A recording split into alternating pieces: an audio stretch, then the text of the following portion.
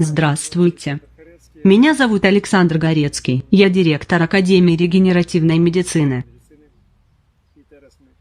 Сегодня мы приехали во Франкфурт для того, чтобы показать доказательства того, что мы делаем.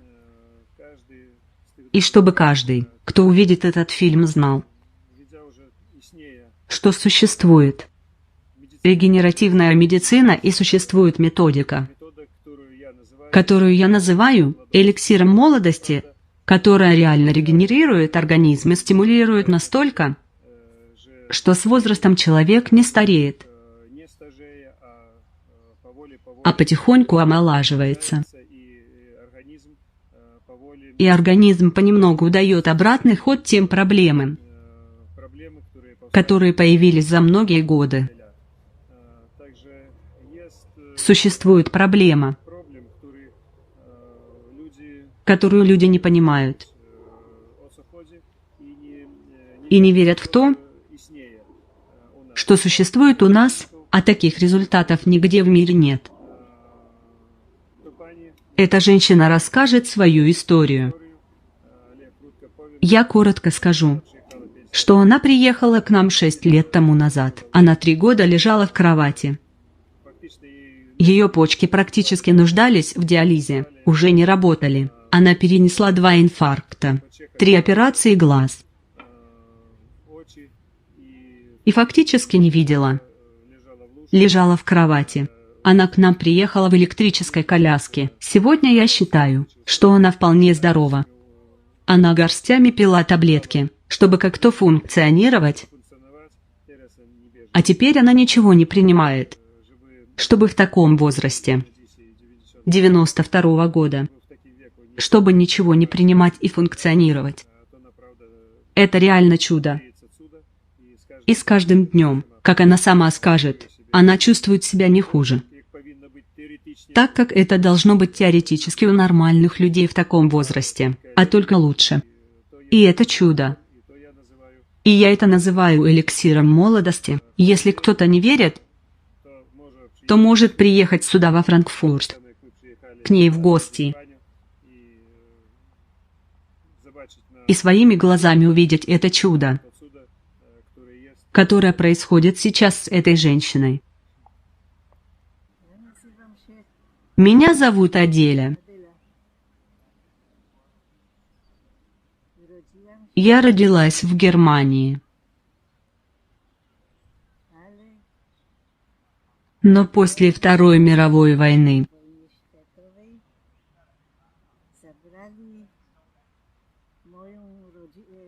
мою семью забрали в Польшу. И после войны я была полячкой. Я выучила польский язык. Потом ходила в школу. Потом работала.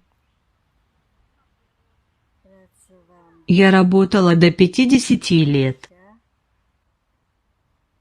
Мне было тут хорошо. Приехал мой сын Андрей. И так мы с ним живем. Я постоянно болею. Поэтому мне хорошо, что не нужно работать, что я на пенсии. Мне хорошо с ним, потому что если бы я была одна, я не знаю, как бы это было. Я была бы совсем одна.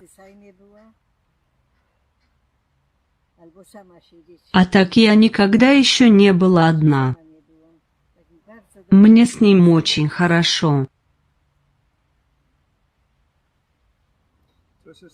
Что случилось, что вы к нам приехали в город Свебодзице?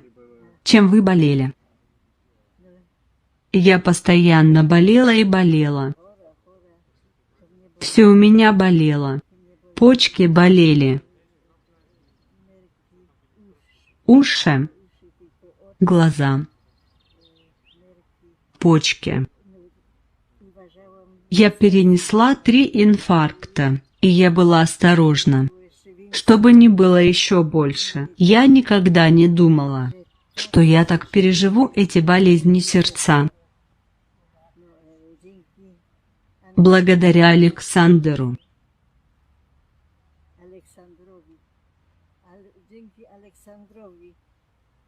Мы приехали туда, так как искали эффективной помощи, чтобы так не болеть. И я ее нашла у Александра. Перед тем, как приехать, вы уже 3 года лежали. Практически не вставая, организм не функционировал. Сначала я лежала в кровати. Потом я получила электрическую коляску. Коляску простую, которую я выкинула, так как это был самый худший вариант. И мы купили в Польше такую легкую коляску, которую можно легко поместить в машине. Вы уже фактически не могли сами передвигаться. Вообще не могла сама. Мне было так тяжело. Тяжелее всего было сесть в машину. Это было очень тяжело. По лестнице вы тоже не ходили? Вообще не ходила по лестнице. Только после того, как Александр увидел, что мне тяжело, то мне еще дополнительно отключил лифт, чтобы я не ездила, только ходила по лестнице. Это все во время нашей терапии, да? Вредный такой был. Александр был вредный. Я только хотел, чтобы вы быстрее выздоровели. Да, хотел. И это привело к тому, что я выздоровела благодаря ему. Я ему благодарна. Всю жизнь буду об этом помнить. Сколько таблеток в день вы принимали? Очень много. Сколько? Примерно было 20 штук? Не знаю сколько, но очень много таблеток. С утра 10. В обед, наверное, 10. Всегда было примерно 10, 15, 18. А теперь сколько? Теперь ни одной таблетки. Сколько вам лет? В ноябре мне будет 20, то есть 92. Почти 6 лет тому назад вы у нас были. Примерно так. Примерно в сентябре. Сейчас у нас июнь. Почти 6 лет. Вы у нас были от 1 сентября. Кто бы подумал, что я еще столько проживу. В том состоянии здоровья вы не думали, что так будет, да? Нет, не думала. Если у меня так сердце и... После 2 инфарктов. Плюс почти почки не работали. Вам предлагали диализ, да? Еще немного, и я бы пошла на это. Но Андрей сказал: не иди, попробуй еще это, еще то. И так я ходила на анализ мочи, и как-то потихоньку прошло.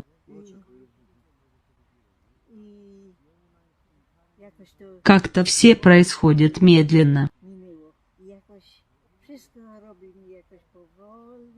Вы помните, как вы были испуганы?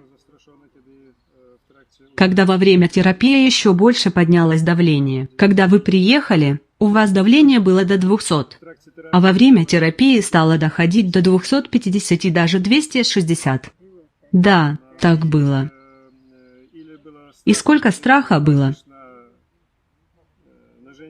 Аппарат, меряющий давление, показывал такой результат. Несмотря на то, что вы себя хорошо чувствовали, результат был настолько ошеломляющий, что в ваших глазах мы видели страх. Я его помню до сих пор.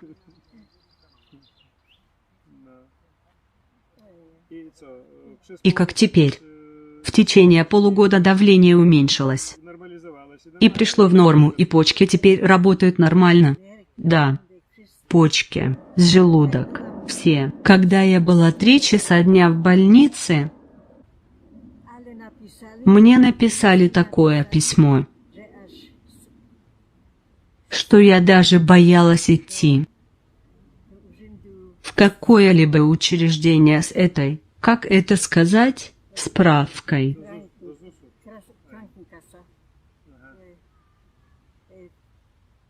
Они написали, что все в порядке, органы здоровы, как у молодого человека.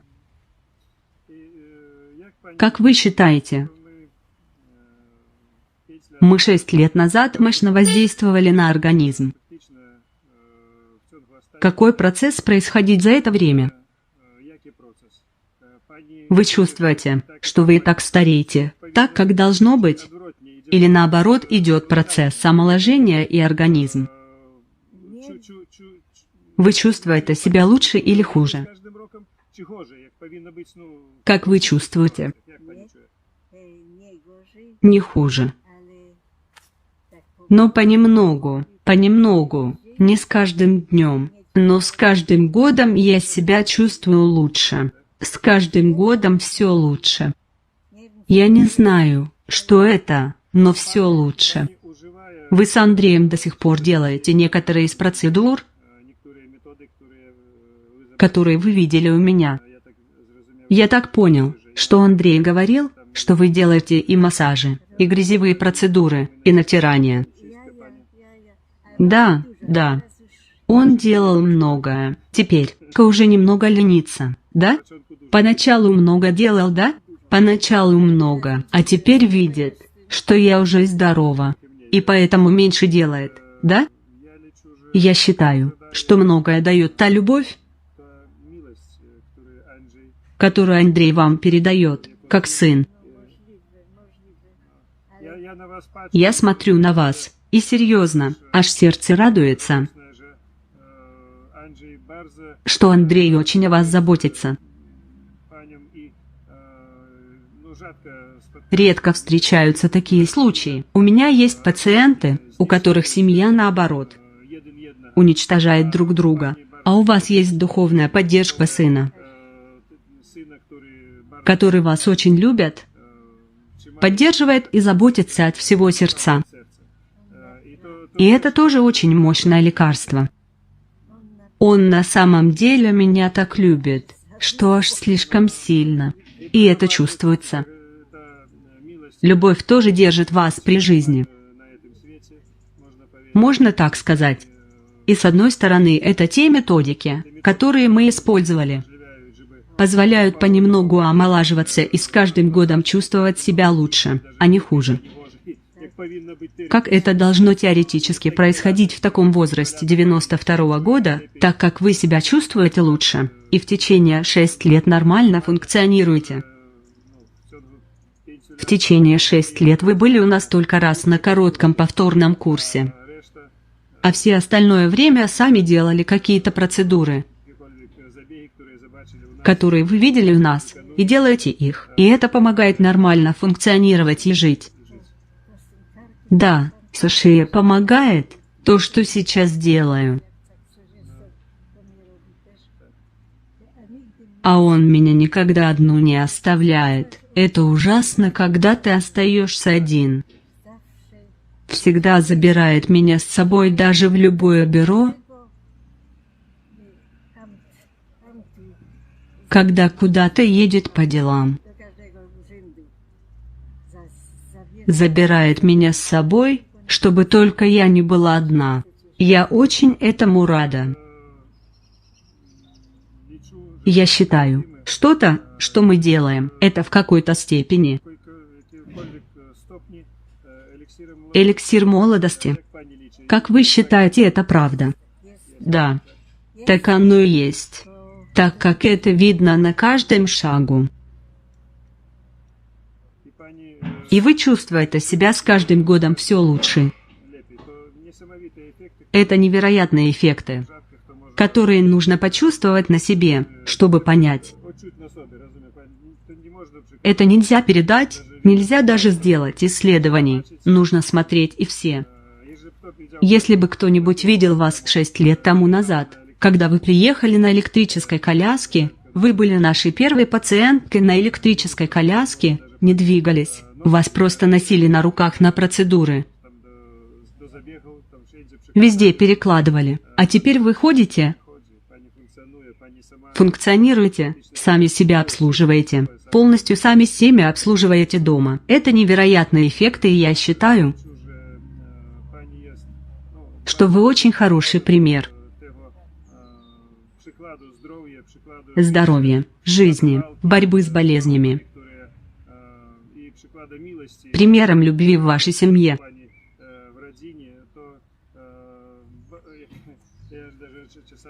Я иногда даже шутил, что у вас невероятное богатство,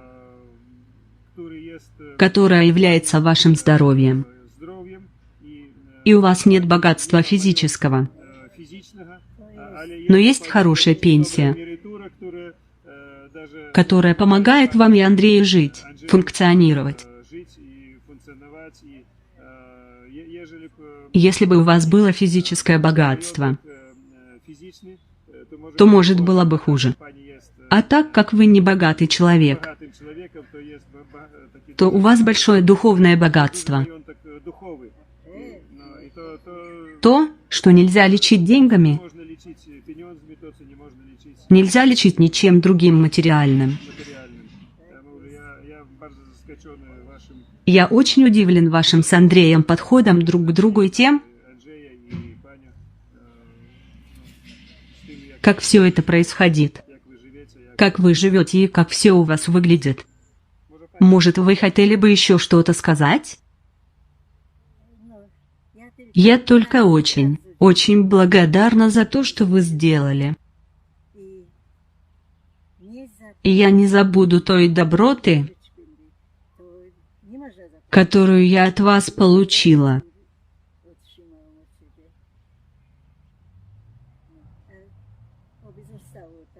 Я надеюсь, что все останется как есть. Я себя очень хорошо чувствую.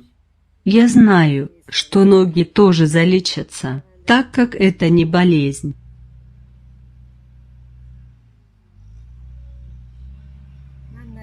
Я надеюсь, что все будет хорошо. Я считаю, что так оно и будет. Я честно скажу, что когда я ехал во Франкфурт, я думал, что вы будете в намного худшем состоянии. Я говорю честно. Когда я вас увидел, что вы функционируете, ходите, все нормально. Я серьезно был немного в шоке. Я знаю, что-то, что мы делаем, это чудо, но чтобы настолько, я был удивлен. Очень удивлен и поздравляю, что вам удалось и с нашей помощью, можно сказать, получить такой результат. Я очень вас поздравляю. Те, кто долго меня не видел, говорят, что я выгляжу намного моложе. Я сегодня вам дал бы около 70 лет. Сколько? 70. Я серьезно. Может, камера немного иначе показывает. Но то, что я видел раньше, то вы выглядели на 88. Сейчас все по-другому. Когда ко мне приезжают пациенты, которым 70-80 лет, по сравнению с вами, я вам говорю, что я не дал бы вам более 70 лет. Таких старых людей у вас не было. И по 90 лет были. У них тоже очень хорошие результаты. Я очень довольна, очень довольна.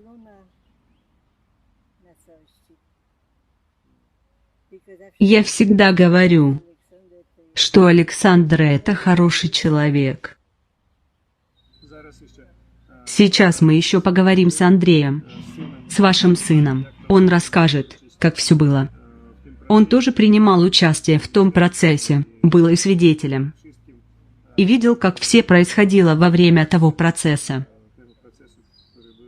который происходил 6 лет назад.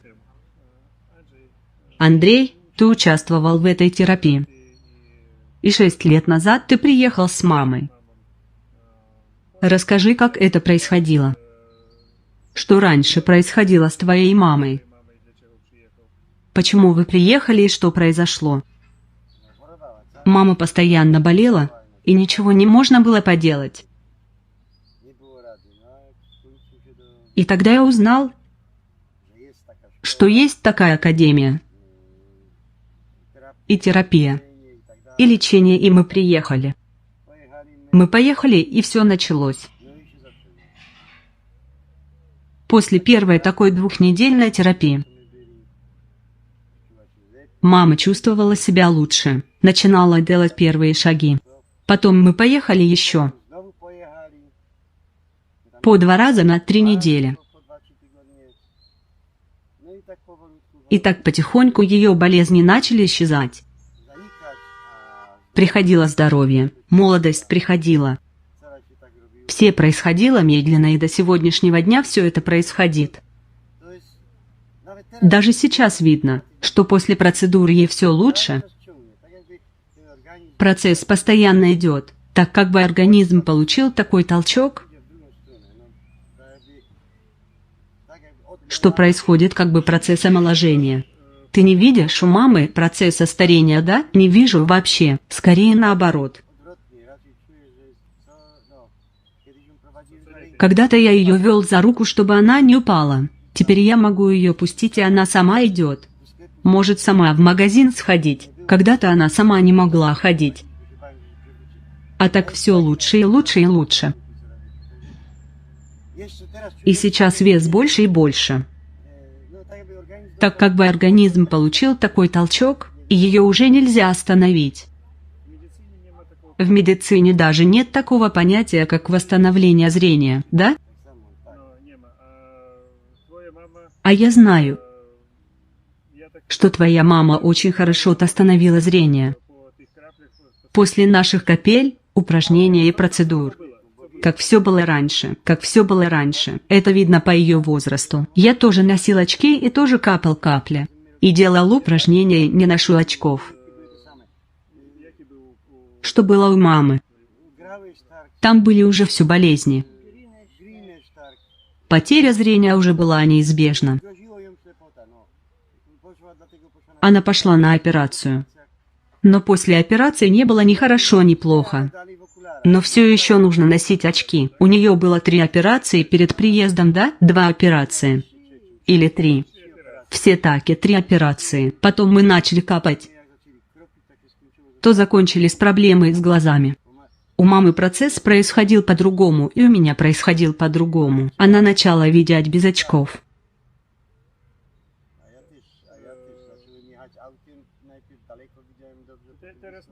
Теперь мама не носит очков.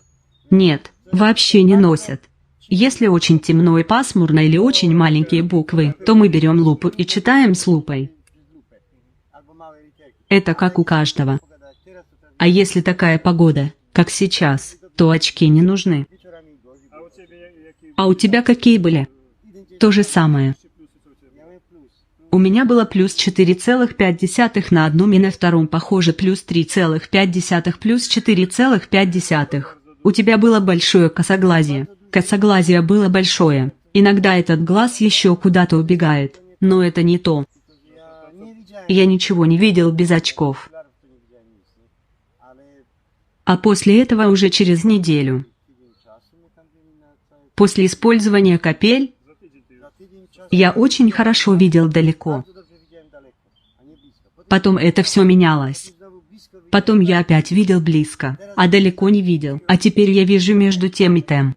Так как это и должно быть. Когда ты начал капать капли.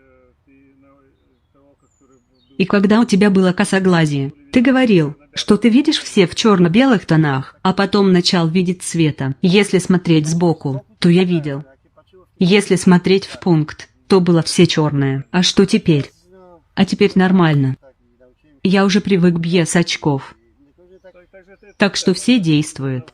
И на зрение тоже, которое, как говорят, вообще невозможно восстановить. Да, Но когда глаза уставшие, человек закапает глаза и совсем по-другому видит. И что ты можешь сказать на тему этих капель? Действует на 100%, да? По маме видно, что на 100%, а по мне еще нет. Еще не так хорошо. Но то, что мама раньше не видела, а теперь видят это точно.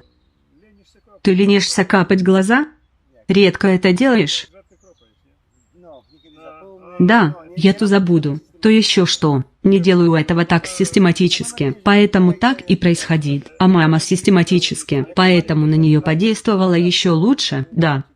Но я вижу очень большое улучшение. Она не могла читать без очков. Я не могу читать без очков. Но мама читает уже без очков. У нее это произошло быстрее, в ее-то возрасте. Да, еще ее возраст. Каждый организм индивидуален. У мамы еще была опухоль в животе. Мы тоже воздействовали на эту опухоль, фактически в течение первого курса лечения. Даже если я правильно помню, через 2 недели мы сделали анализы, он уменьшился более чем в 2 раза. Был 14 сантиметров, а стал 9 сантиметров. Да, но радиус намного уменьшился. Потом был написан размер опухоли, которую вырезали. Там было написано 7 сантиметров. Можно было и не вырезать, так как я говорил, но вы мне тогда звонили, что мама испугана, что опухоль еще не прошла. Врачи пугают, что это может быть рак. Ей это просто мешало. Да, психически. Психически и вообще. Поэтому я и говорил, что если хотите, удаляйте. Это была такая опухоль здесь, она мешала. Да. Она об этом думала, и ей это мешало. Это понятно. Но вот видишь, даже то, что вы сделали, ничему не помешало. Оно бы понемногу сошло. Но если захотели удалить, то тоже пойдет. Очень хорошо, что тогда не было еще требований с обязательной химиотерапией, которые дают перед операцией, после операции. Худшее из всего было то, что они сказали, что врач написал, что почки мертвые и нужно сделать диализ. Перед тем, как вы приехали.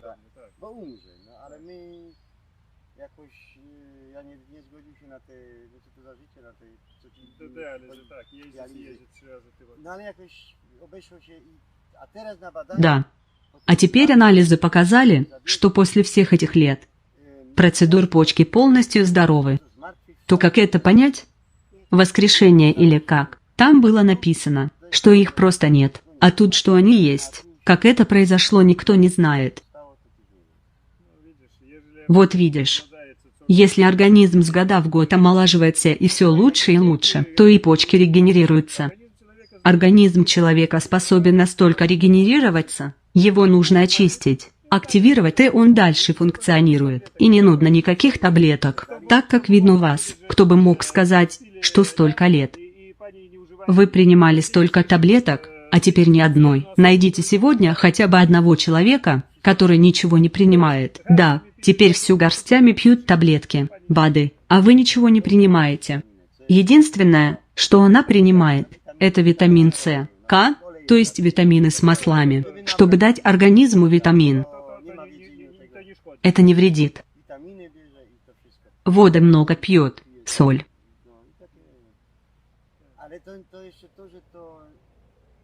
Старость должна приходить вместе с возрастом. А тут все наоборот.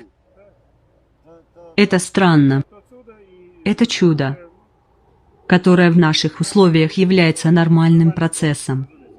Когда у нас пребывают люди на лечении, это как перевернуть время вспять. Я это так вижу. С каждым днем все лучше и лучше. Старый человек всегда ноет, а тут болит, а тут болит. Мама ни на что не жалуется. Она вчера говорила, что еще немного ноги болят, но это тоже процесс такой. Кто знает, может, это еще идет исцеление, идет регенерация того, что было повреждено много лет назад. Я ничего такого не помню. А может, это обморожение. Она в молодости отморозила ноги, Может, это сейчас происходит, может, это сейчас регенерируется. Посмотрим, что будет дальше. Я считаю, что нужно будет приехать сейчас на несколько дней. Посмотрим, что еще осталось, где нужно дать толчок регенерации. А вы будете еще и дальше омолаживаться. И теперь появится одна проблема. Нужно какого-нибудь дедушку здорового найти. Ну а что?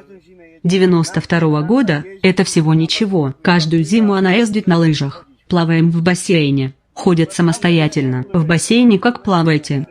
Нормально. Я только несколько раз. Несколько раз. Проплывет пару раз туда-обратно. На спине. На спине? Ну видишь, чудо. Бассейн проплывет. Сейчас не плавала. Не было возможности. Когда она последний раз плавала? Каждый день. Каждый день? Каждый второй день. Это очень хорошо. Там есть мощные напоры воды. Массажи водные, и она там вся массируется. У меня была тут сломанная рука. Это давно было. И шина мне не помогла.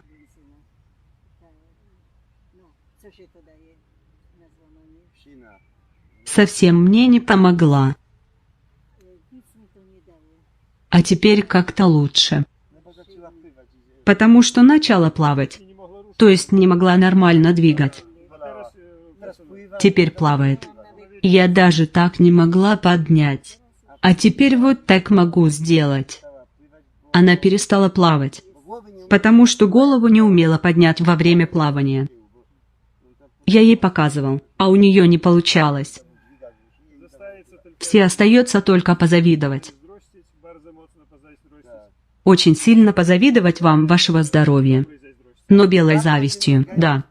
Организм стоит запустить, чтобы он пошел в другую сторону. Запустить организм – это, наверное, самое важное. А скажи, ты тоже делал немного процедуры, когда с мамой и был, и потом сам приезжал. Как ты себя чувствуешь? Я себя чувствую очень хорошо. Ничего не происходит. А я не был так здоров ранее. Я хожу в сауну, делаю некоторые процедуры.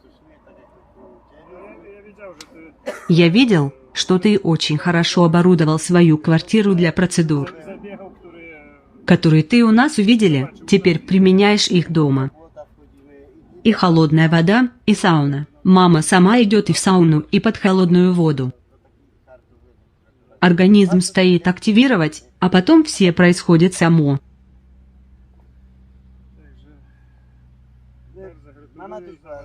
Мама раньше была полнее.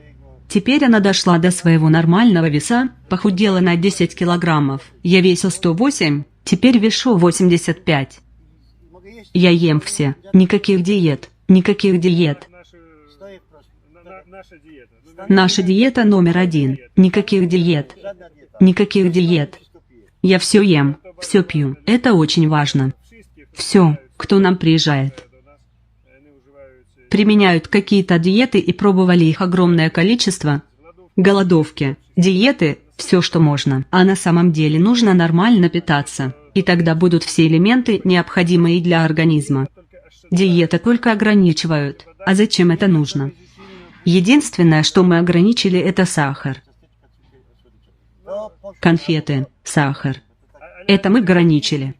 Человек лучше себя без этого чувствует. Немного. Но это тоже не мешает. Но все равно лучше себя чувствуешь. Это как бросить курить. Точно так же с сахаром. И это опять же вы ограничили после наших процедур. Само по себе. Да, это уже не такое вкусное, как казалось раньше. Я скажу почему. Раньше организму нежен был сахар, так как без сахара организм не мог работать. Сахар – это энергия, создает много энергии в организме. Когда теперь ваш организм нормально функционирует, он из пищи, которую вы принимаете, берет и сам перерабатывает сахар, и он ему уже не нужен. Если бы вы еще дополнительно ели сахар, то это была бы уже передозировка. Это не нужно. А так организм теперь нормально работает без сахара, без глюкозы, которая принималась в натуральном состоянии. А теперь это не нужно. Нормально работающий организм сам выбирает, что ему нужно. И это нужно есть. Да, Все, что нужно, организм сам выбирает, впитывает то, что нужно, а остальное откидывает и нормально работает. Раньше я в течение ночи мог съесть 2 шоколадки, ночью встать и съесть целые шоколадки, а теперь я этого не хочу. Раз в месяц я захочу и съем 2-3 кусочка шоколада, и это мне достаточно. А когда-то я вставал ночью. Теперь организм не хочет этого. Это можно легко объяснить. Шоколад – это очень сильный временный момент, активатор производства гормонов счастья в организме, которые тоже принимают участие в регенерации. Когда этих гормонов не хватает, то организму нужно это чем-то заменить. Это может быть солнце, солярий или шоколад. Ты его съел, и организм временно производит гормоны. Поэтому если организм нормально работает и вам не нужны, можно сказать, искусственные гормоны, он сам производит все, что нужно, и это не нужно. Ваш организм сейчас работает так, как нормальный организм, без каких-либо проблем. Если бы были какие-то проблемы, вы бы уже бежали в больницу, что-то делали. А сейчас нет лекарств, нет болезней, нет проблем. Нет лекарств и нет проблем со здоровьем. Как это людям объяснить? Люди горстями принимают БАДы,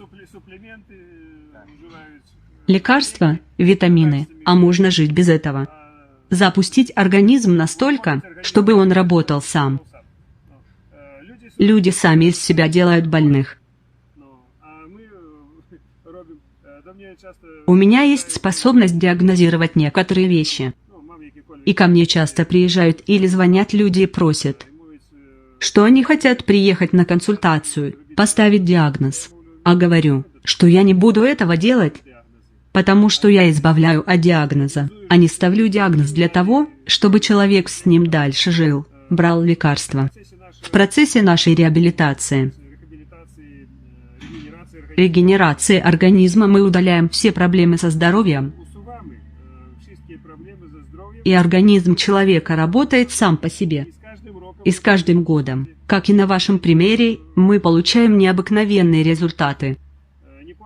Не буду говорить, что у всех будет такой же результат. И объясню почему.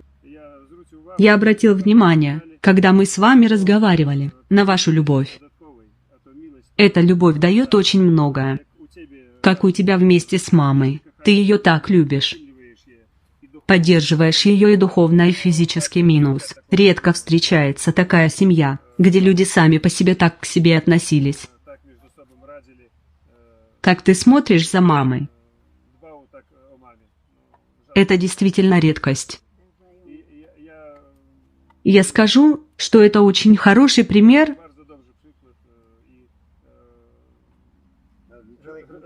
и я тебя поздравляю.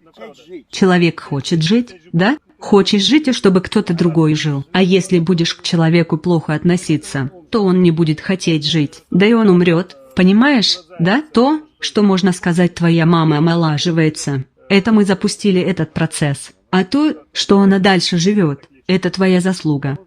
Твоя заслуга. Я так считаю. Я считаю, что люди не умирают. Люди сами себя убивают. Сами или их семья сами себя убивают. Ну хорошо. Спасибо большое. Я бы хотел, чтобы вы поняли, что в жизни есть что-то, что отличается от других методик. То, что я называю эликсиром молодости, то, что мы делаем, это процесс регенерации организма, и это работает так, как у этой женщины. Ты живой тому пример, и я думаю, что так еще будет долго. Счастья, здоровья и всего самого наилучшего. Взаимно.